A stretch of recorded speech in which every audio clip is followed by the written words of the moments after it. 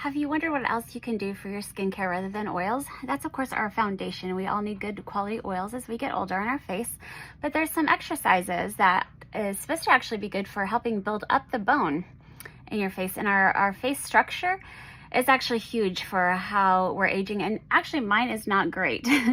So I was poisoned and it actually disintegrated my jawbone and some back here and at my jaw joints, and so I have been looking into thumb pulling, which may be something that you've seen on the internet, may not be, but it's actually being promoted by Dr. John Mew, and he's actually a very reputable orthodontist, and him and his dad are actually the ones who started kind of the orthodontic stuff where they can pull out your palate, and they were using I don't know what to call them. They're these metal structures. I actually had one, but mine just pulled out the teeth, and you're actually needing to pull out the whole palate, and those are thousands of dollars.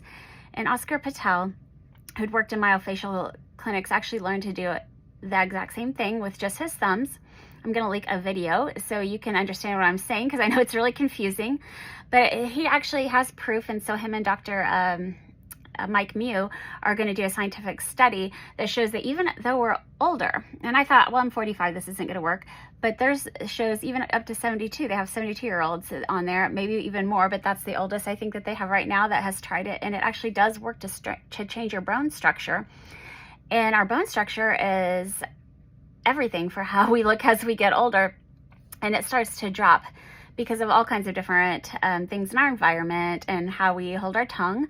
When I will let them explain that, they're the experts on that. I'm just going to drop that video down here if you want to listen to that, but it will actually cause this part, when they do this, to come out further and this to come out like that, except for it's going to meet, it's going to match.